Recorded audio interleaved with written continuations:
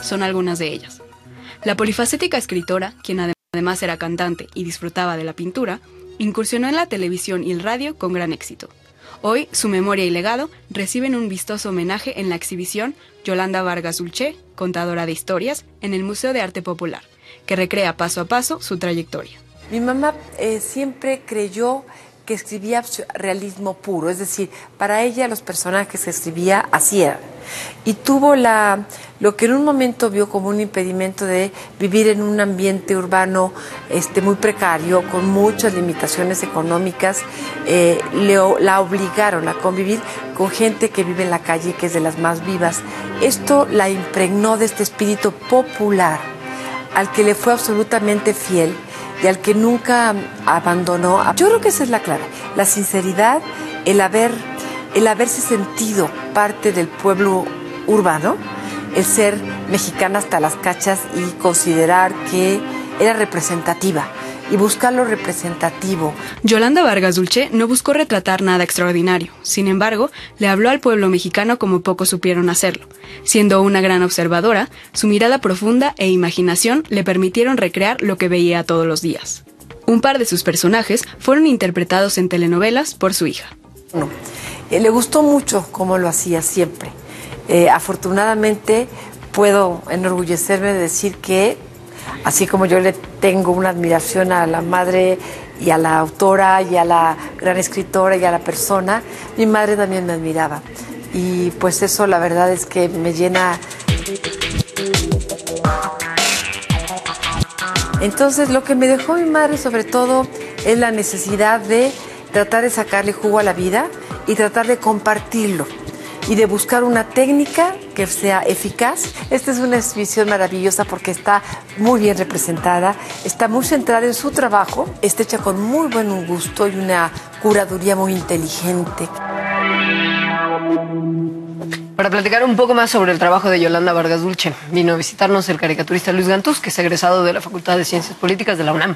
Hola Luis, ¿cómo estás? Hola, ¿cómo estamos? Bienvenido. Bien. Gracias por la invitación. Oye, pues platícanos, yo creo que para empezar un poco, ¿cuál era el estilo de la señora Vargas Dulce para hacer cómic? Pues mira, una de sus grandes virtudes fue retomar el mito de la Cenicienta moderna. Entonces, la mayoría de sus personajes siempre estaban en esa situación de ser abandonadas o dejadas o lastimadas. Y entonces las edulcoraba, las ponía ahí en diferentes escenarios y creaba este mito de la Cenicienta. Lo hizo con María Isabel, lo hizo con Oyuki, lo hizo con todos estos personajes. Era como su característica. Era muy en el melodrama. Y bueno, ella venía de una clase media. Entonces desarrollaba historias como muy aspiracionales. Era como que su intención principal. Dijiste una de sus virtudes. ¿Cuáles son las otras virtudes? Bueno, sus otras dos virtudes es que la mujer era muy buena escribiendo en capítulos. Por eso es que se pueden adaptar muy bien a telenovelas y por eso se han seguido mucho el esquema que creó Yolanda para las telenovelas. Porque ella sabía contar. Ella alguna vez me dijo que lo que hacía era contar anécdotas. En cada capítulo contaba una anécdota. Y entonces sabía manejar con maestría el continuará. Y cada semana era pelearse por ver qué era lo que seguía con los personajes. Eso la mujer lo manejaba con una gran maestría. Y la otra, yo creo también para mí más importante es, se supo rodear de dos grandes artistas que le dieron vida a sus ideas. Uno de ellos fue Antonio Gutiérrez, que en Lágrimas y Risas fue el que le dio imagen a todas esas grandes ideas y le dio esta imaginería popular que todos conocemos, y el segundo es Sixto Valencia con Memín Pinguín, que también vino a cambiar el estilo de cómo se hacían historietas en ese entonces. Ahora, ¿hay algún otro personaje en la historia de escritores mexicanos que haya tenido la misma relevancia o la misma permanencia, digamos, que Yolanda Vargas Dulce? Fíjate que sí, hay una argumentista que se llama Laura Bolaños, que es una gran argumentista. La gran diferencia es que ella no le ponía nombres. Ella escribía el libro semanal, pero venía escribiendo desde antes, bueno, de la época de Yolanda Vargas Dulce. Laura Bolaños también utilizó siempre la cuestión de la defensa de la mujer. Ella era un poco más feminista que Yolanda, entonces sus historias a veces eran como más rebeldes, pero nunca creó un personaje como tal. El personaje era ella, que firmaba como Abril, pero Laura Bolaños es, yo creo que el símil con Yolanda en esta estructura, en este mundo. ¿Cómo llegan las historias de Yolanda a la televisión?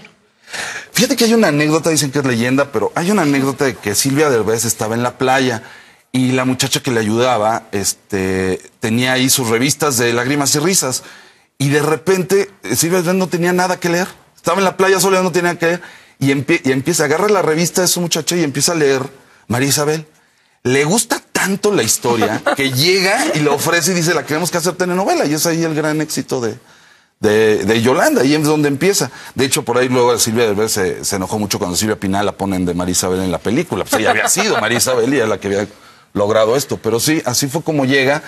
Y obviamente el formato de capítulos, de Continuará, funcionaba muy bien para las telenovelas. Claro. Y manejar los cliffhangers, los momentos, dejarlos en el momento cúspide ahí y de repente nos vemos mañana. Chin. Entonces hacía que la gente se interesara mucho. Deja tu mañana, el lunes. Sí, claro, bueno, en historietas te esperaste una semana. Oye, ahora, a tanto tiempo y justo con esta temática que igual ahora podría verse o no que está pasada de moda, pero ¿qué tan vigentes siguen siendo los personajes que creó Vargas Dulce? Pues mira, los personajes son tan vigentes como Memín Pinguín, que ahorita, por cierto, el dibujante Sixto Valencia le acaban de otorgar el registro de marcas como marca nominada sobre la imagen de Memín. Entonces es como un reconocimiento a Sixto por su trabajo. Pero más allá de eso, yo creo que el personaje más vigente es Memín. Tal vez en una época donde el feminismo se pelea todos los días en las redes sociales, los personajes de Yolanda ya llegan a ser anacrónicos en Lágrimas y Risas. Sin embargo, Memín Pinguín no pierde vigencia, sigue siendo como muy del gusto de los mexicanos, sigue siendo divertido, porque era como el loco. Tenía su amigo de clase rica, Ricardo, tenía su amigo de clase media, que era Carlos, y tenía su amigo de clase pobre, que era Ernestillo. Y él era la unión de todo eso. Entonces él siempre va a ser como la unión de clases. Eso es algo que Memín aportó. Sí creo que Yolanda transmitió mucho su manera de ver la vida en estas tres clases sociales con ellos y encontró este personaje, Memín Pinguín, que era el que iba a unir a estos tres mundos. Todo un estudio antropológico. Sí, es muy interesante el trabajo de Yolanda. Muchísimas gracias por haber venido y habernos contado tantas historias fabulosas. Esperemos que regreses. Sean anécdotas y leyendas urbanas o son sea muy buenas. Realidad. Muchas gracias a ustedes por invitarme. Nos vamos a otro tipo de historias. Hace unas semanas nos visitó en el estudio Guadalupe Almaraz para hablarnos del programa de Abuelos Lectores y Cuentacuentos de la UNAM. Ahora la veremos con las manos en la obra.